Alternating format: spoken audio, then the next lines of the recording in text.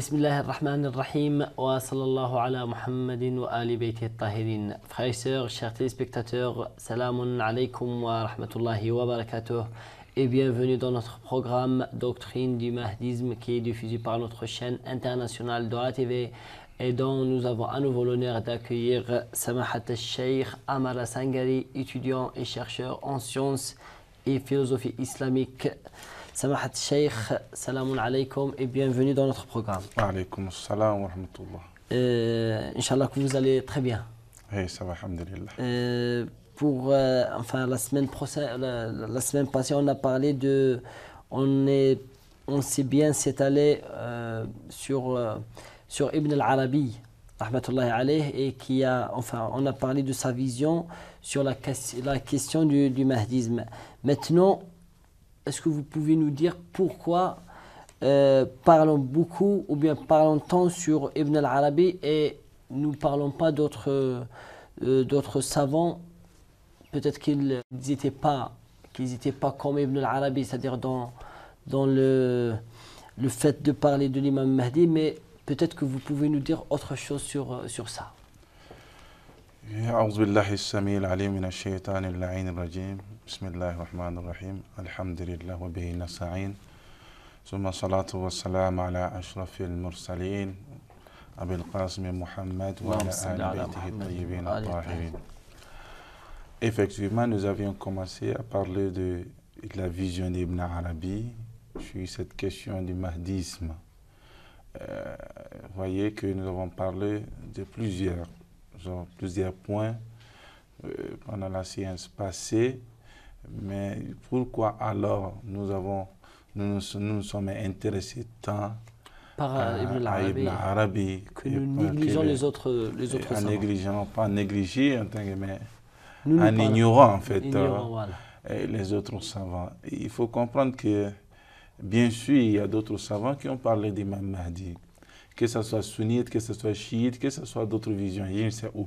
Mais effectivement, quand nous avons parlé d'Ibn Arabi, lorsque vous traitez une telle question, ici, nous, en tant que des chiites, nous ne traitons pas cette question du Mahdi pour que nous puissions transformer le téléspectateur peut-être en chiite ou autre. Mais notre objectif, que le téléspectateur puisse mieux comprendre la croyance du chiisme, sur quoi la croyance du chiisme est basée. Mais il faut comprendre aussi la généralité, je veux bien la généralité, et les principes des croyances chiites se retrouvent, si vous voulez me dire, c'est nos frères sunnites dans les livres sunnites, lorsque vous vérifiez réellement en tant qu'un bon savant, et concernant ce sujet, toutes les croyances chiites, vous voyez, je ne parle pas des détails, mais je parle des principes, les principales croyances du chiisme se trouvent dans les livres sunnites, effectivement. Donc vous avez choisi Ibn al-Arabi parce que c'est le meilleur témoin. Oui, de notre côté, c'est pas de notre effectivement. côté. Je l'ai pris en tant qu'un témoin parce que, en premier lieu, Ibn Arabi. Effectivement. Parce que lui, il est sunnite, un témoin parmi les autres. Ouais. Parmi ceux qui vous accusent, si vous retrouvez un témoin parmi eux, et vous avez gagné le jugement. Très bien. Donc, effectivement, c'est dans ce sens-là. Mais effectivement, nous ne voulons pas dire nous voulons dire que le téléspectateur se transforme en un chiite ou autre. Mais nous voulons, ou bien qu'on dise que les autres sont égarés. Non, nous sommes en train, c'est la recherche scientifique que nous, surtout en tant que des religieux, en tant que des spécialistes, et nous essayons un peu de toucher ces points et voir la croyance chiite que les autres disent que les chiites sont égarés. Et voilà, cette croyance, à base de cette croyance, est-ce que cette croyance n'existe pas dans les autres livres? Parce que malheureusement, la majorité des musulmans, ça va partir, pardonnez-moi, la majorité des musulmans nous considèrent comme égarés, comme des êtres vivants étrangers. Et enfin, ils nous accusent beaucoup de choses qui ne sont pas vraies. Est-ce que vous êtes en train de dire, ou bien ce que vous preniez comme témoin Ibn al-Arabi, c'est vraiment une bonne réponse et une bonne argumentation à ceux qui nous accusent d'être égarés et d'être malheureusement... Effectivement, en un mot, pour pouvoir attaquer la question, pour donner réponse à cette question, je voulais dire que par le verbe d'Ibn Arabi, à nos frères qui nous accusent, nous sommes en tant que des chiites, comme étant des égarés, des incroyants et autres. Ibn Arabi est en train de nous dire que cette croyance concernant Imam Mahdi, si c'est pour cette raison vous accusez vos frères chiites étant vraiment des mécréants et qui ne sont pas, qui sont infidèles à Allah subhanahu wa ta'ala, au prophète Mohammed, qui n'ont pas respecté la sunna du prophète Mohammed, Ibn Arabi dit bien que cette vision, cette idéologie existe aussi chez nous. Si c'est sur ce point-là, concernant Al-Mahdawiya, la doctrine des Mahdi, ne les accusez pas. Effectivement, ce qu'ils ont concernant cette question existe aussi chez nous. C'est dans ce sens-là que j'ai ici utilisé et essayé de toucher Ibn Arabi, prendre ça comme un exemple, parce que nous ne pouvons pas, il y a plein de savants qui parlent d'Imam Mahdi, nous ne pouvons pas prendre un par un, essayer de relater ce qu'ils ont dit, et nous avons essayé de choisir Ibn Arabi à cause de deux points.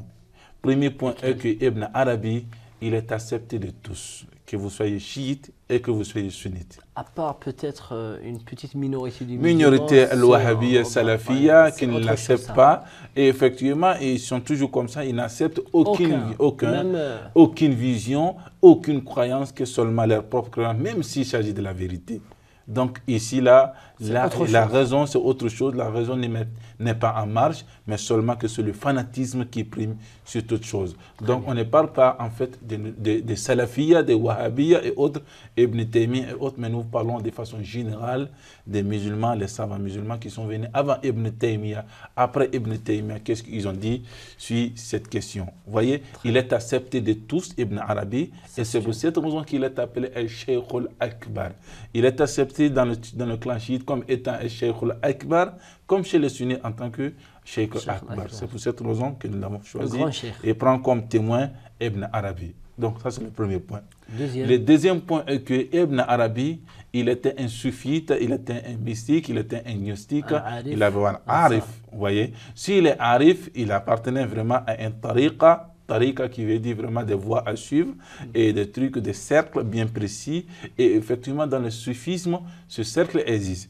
Effectivement, aujourd'hui, dans notre temps aujourd'hui, si vous allez compter les musulmans, parmi les musulmans, il y a une bonne majorité qui sont que seulement des soufites, des mystiques, des gnostiques, vous voyez, qui sont des orafat, des mutasawwifoun, qui sont des soufites, soufiyoun, qui font des pratiques soufites, vous voyez. Donc c'est pour cette raison, pour que nous puissions élargir notre débat, que le débat soit et toucher tout le monde, que vous soyez sunnite et que vous soyez chiite et que vous soyez soufite, que ce débat puisse vous toucher parce que ça a un rapport avec notre foi, notre croyance, notre devenir. C'est pour cette raison que nous avons choisi Ibn Arabi, prend Ibn Arabi comme un témoin. Très bien, Samachir. Vous avez bien choisi comme témoin Ibn Arabi, rahmatullahi alayh. Maintenant, est-ce que vous pouvez nous dire quels sont les principes fondamentaux de cette doctrine du mahdisme? Effectivement, les principes fondamentaux des doctrines du mahdisme, vous n'allez pas trouver vraiment les principes principaux des doctrines du mahdisme dans les livres bien énumérés, un par point. Mais lorsque vous révisez les hadiths, la traduction du prophète, vous révisez, on essaie de faire, c'est ce qu'on fait, on essaie de faire une connexion. Vous voyez, on essaie de faire une déduction et essayer d'aligner ces points point par point, l'un après l'autre, en fait. Vous voyez, ce qui vient en réalité, vous allez trouver devant vous peut-être 6 points, ou bien 8 points, ou bien 10 points. Mais ce qui est plus important, il y a des points qui sont plus intéressants, qui sont plus importants que les autres. Vous voyez, on ne s'intéresse pas tellement qu'aux détails. Et le détail, ça veut dire quoi? Quel sera l'état d'Imam Mahdi? Ça sera la pleine justice, comment le gouvernement va fonctionner, son gouvernement va fonctionner, comment la sécurité sera, comment les... Non, ça ce sont les détails. Et on ne parle pas, ça ce ne sont pas les principes fondamentaux du mahdisme.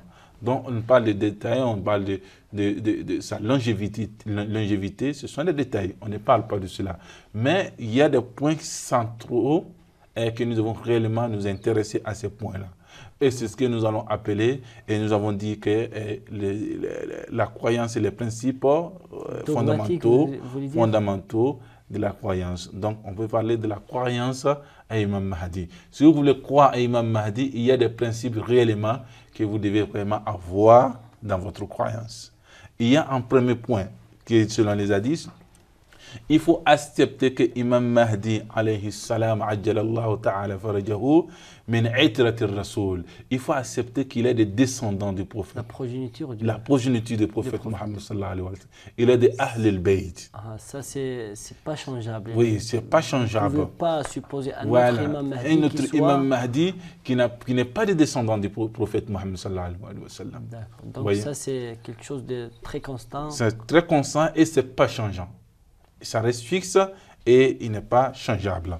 Il y a aussi ce premier point, il ne se veut pas croire que Imam Mahdi, vrai, il est le descendant du prophète parce que le prophète a eu plusieurs descendants. Oui. Vous voyez, il y a des gens qui ont essayé de parler d'Imam Mahdi et qui disant qu'Imam Mahdi, il était des prophètes Mohammed al-Hanif, le fils d'Imam Hassan. Oui, le fils d'Imam Hassan qui était resté après l'événement de Karbala. Et les gens qui l'ont indexé étant bien Imam Mahdi.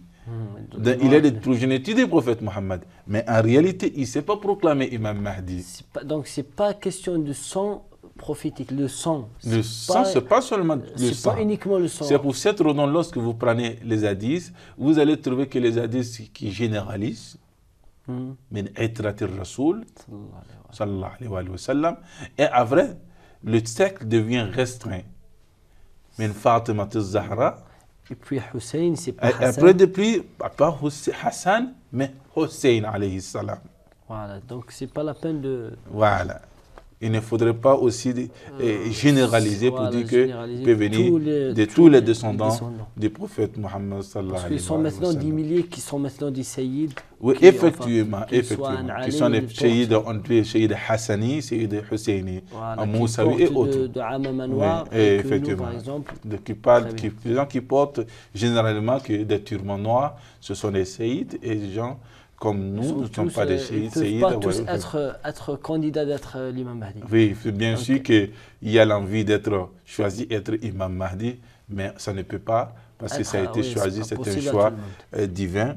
Tout le monde veut être avec imam Mahdi, profiter de sa lumière, de sa connaissance et de ses recommandations. Donc ça, c'était le deuxième point. Le premier, bien le deuxième. Deuxième point. Il est Husseini, il n'est pas Hassani. Il n'est pas le descendant d'Imam Hassan, mais plutôt il est le descendant d'Imam Hussein, alayhi salam. Donc il y a ce point, mais Ibn Taymiyyah a essayé de dire qu'il est le descendant d'Imam Hassan. On laisse ça en truc. C'est pour dire qu'il est le descendant d'Imam Hussein. Il n'a pas de preuve. Il n'a pas vraiment de preuve. Et il y a le troisième point, Hayyun Yurzaq. C'est très important ce point. Il faut croire en cela. Il faut qu'il soit vivant. Et c'est ce qui, en réalité, entre parenthèses, Ibn Taymiyyah essaie d'indiquer cette opinion. Ibn Taymiyyah croit réellement que Imam Mahdi, il est vivant. Ce n'est pas seulement Ibn Taymiyyah, il y a d'autres savants qui parlent, Inch'Allah, dans la science prochaine, quels sont les savants qui croient réellement, que ce soit dans le cercle sunnite et dans le cercle chiite, qui croient réellement que Imam Mahdi, il est vivant. Ce n'est pas parce qu'il va naître, il se projeter dans l'avenir, mais il est le présent. Il est né, il est déjà là, il est imam, il est parmi nous. Comment? Et nous allons rentrer dans les détails. Ibn Arabi, il croit réellement qu'il est vivant. Pourquoi il croit qu'il est vivant? Parce qu'il a dit qu'il est le faïd Rabbani. Il ne faut pas être déconnecté, quoi. Oui, effectivement. Il faut que le faïd continue, bien qu'il demeure. Il faut que ça continue. Si ça doit continuer, il faut que le faïd soit parmi nous. Enfin, ça, c'est une discussion des Urafa. Des Urafa. Il parle de donc, ça. Effectivement, Faïd Rabbani, dans un autre thème, lorsqu'on parle d'imam, il y a cette question. Il y a aussi cette question pour dire qu'il est le deuxième imam et en fait, il est le ma'soum. C'est un infaillible. Très bien, merci beaucoup. Donc, Samah Cheikh, nous prenons une petite pause et juste après, nous allons continuer les autres principes s'il y en a. Et s'il n'y en a pas, nous continuons dans d'autres questions, Inch'Allah. Chers frères et sœurs, prenons une petite pause. Nous continuerons juste après la discussion avec notre cher invité, Samahat Cheikh Amara Sangali. Merci beaucoup.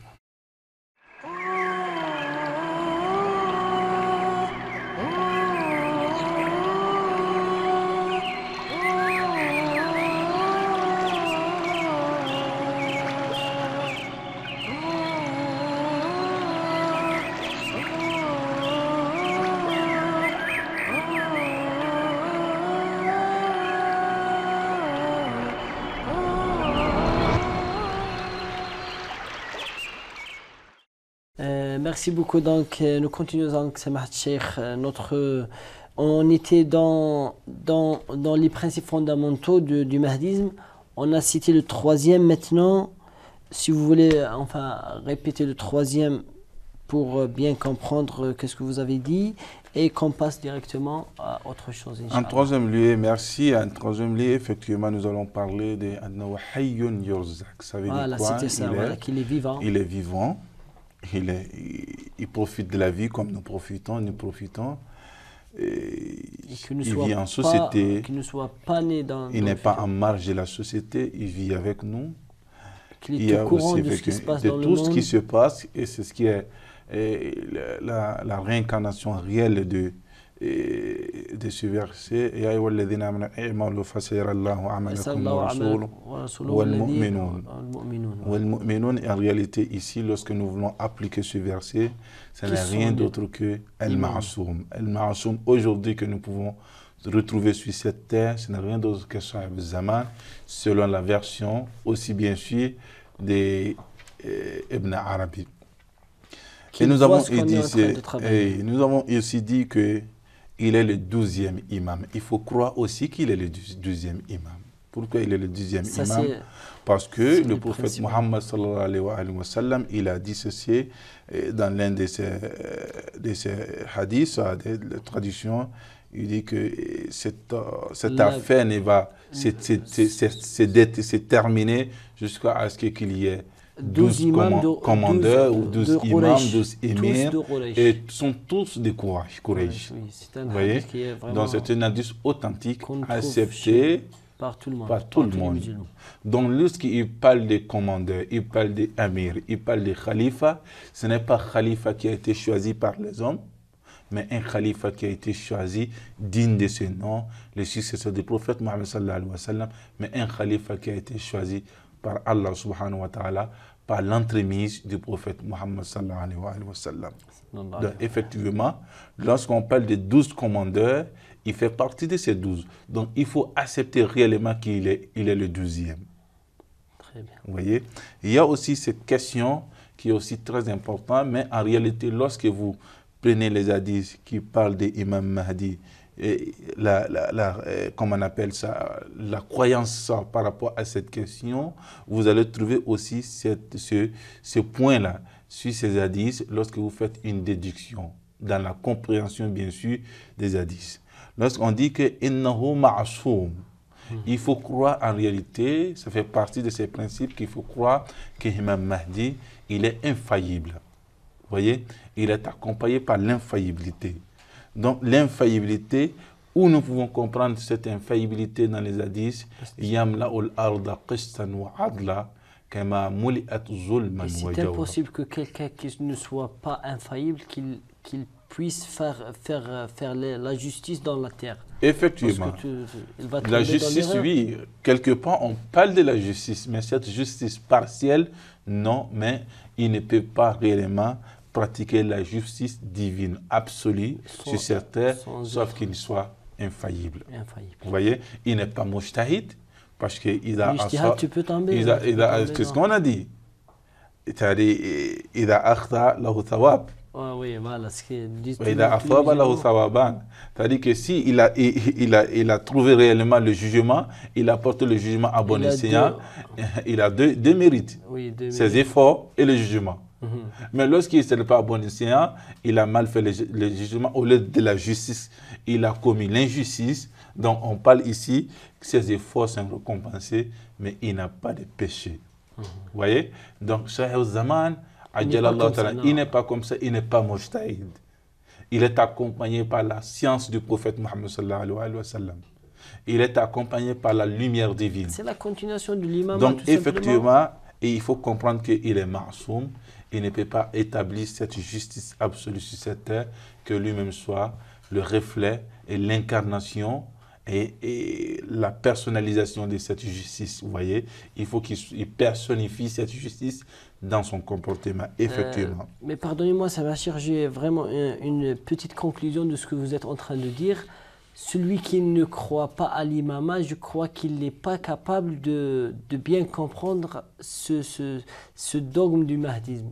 il va jamais l'aborder bien comme il faut, parce que vraiment, l'imama ou bien l'infaillibilité qui est la condition principale dans l'imama, c'est vraiment une chose très importante qu'il faut l'avoir pour pouvoir comprendre le rôle de l'imam Mahdi. Sinon, si vous pensez que l'imam Mahdi c'est comme tous les mujtahids et qu'il fait l'ijtihad pour arriver au hukm, c'est vraiment effectivement, quelque chose et ce que ordinaire. Vous dites, parce que parlant de l'imam Mahdi, parlant du mahdisme, c'est en introduction parler de l'imama. Oui, il faut toujours justifier l'imama avant de parler de l'imam Mahdi. C'est pour cette raison, en introduction, le premier jour que nous avons fait, nous avons essayé de faire une introduction générale sur l'imama. Et ça se reflète sur le comportement des sectes. Maintenant, la secte chiite, nous par exemple, vous voyez que l'effet ou bien la présence de l'imam Mahdi, malgré qu'il est absent, ça c'est remarquable. Oui. Mais par contre, chez notre frère sunnite, il parle de l'imam Mahdi. Ça se trouve dans les livres, les riwayas de l'imam Mahdi.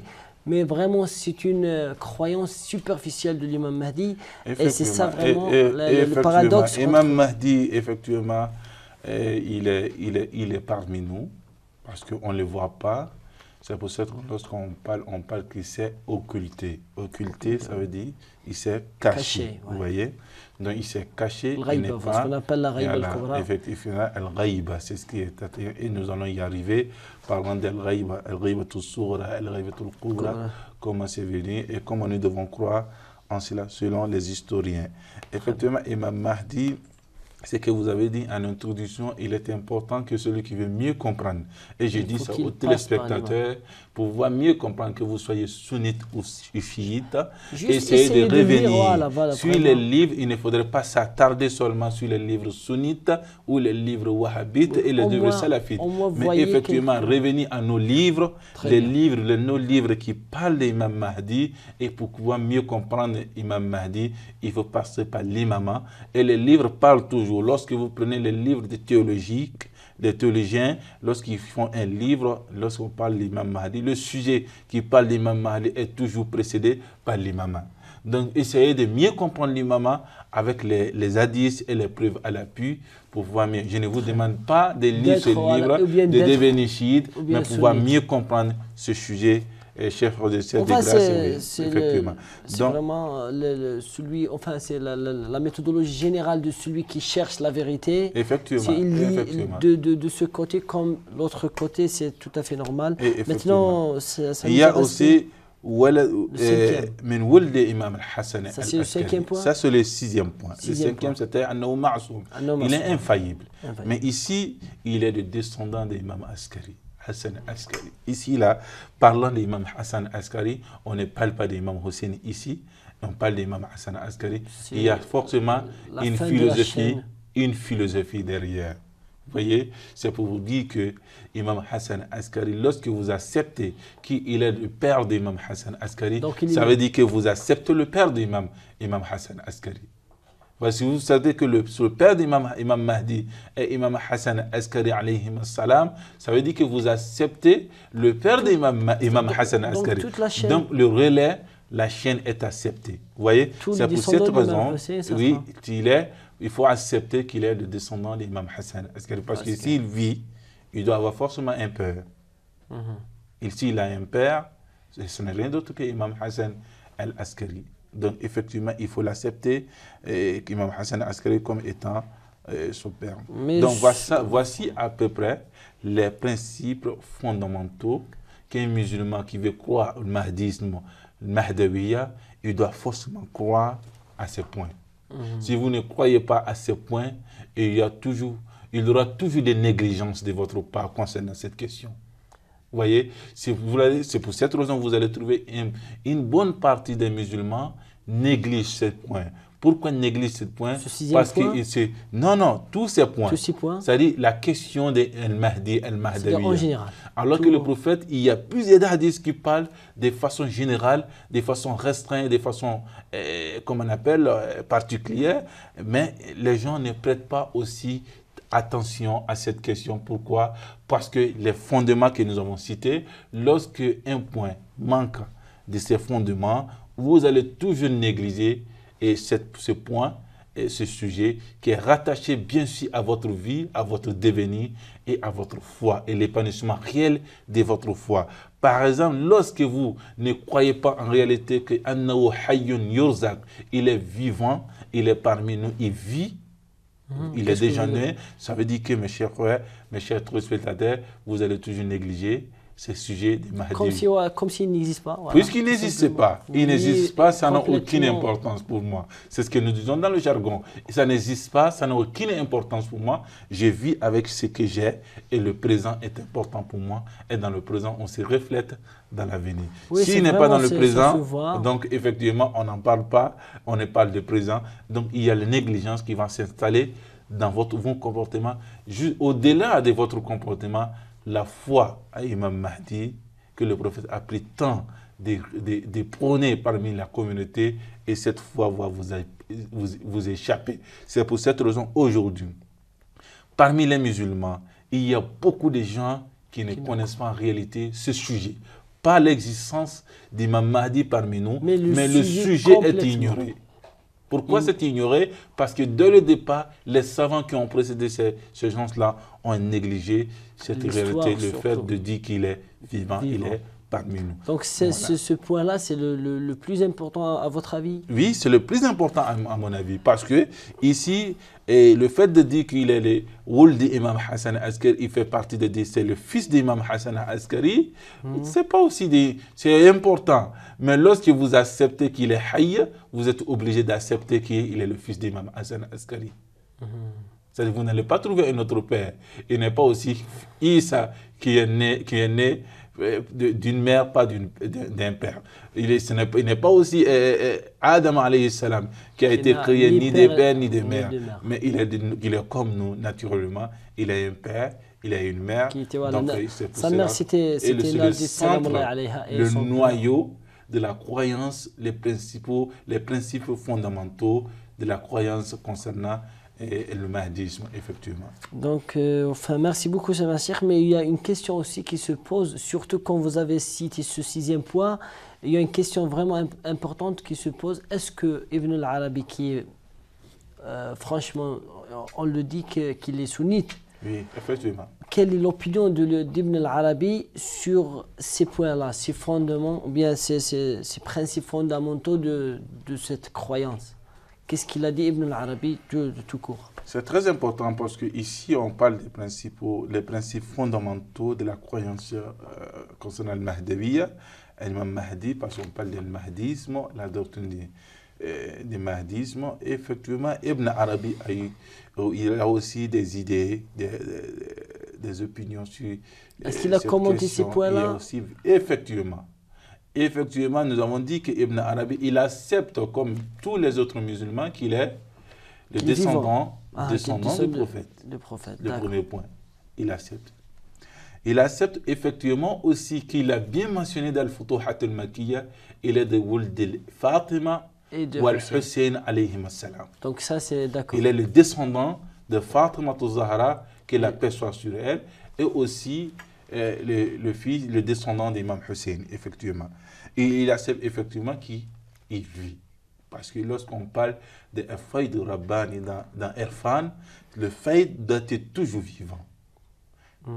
Donc, en grosso modo, oui. Ibn al-Arabi, il est comme tous les chiites, il croit tout ce que croient les chiites, bien sûr. Effectivement, et il accepte en réalité Ibn Arabi qu'il est aussi le fils d'Imam Hassan Askari. Inch'Allah, nous continuerons. Dans l'émission prochaine, Inch'Allah, nous allons arriver à ce qu'il a dit tactiquement dans son livre concernant je vous remercie, Imam Mahdi, Inch'Allah. Merci beaucoup, Samah Cheikh. Merci vraiment à vous. Et je remercie aussi notre cher spectateur d'avoir suivi le programme. À la prochaine séance. Wassalamu alaikum wa rahmatullahi wa barakatuh.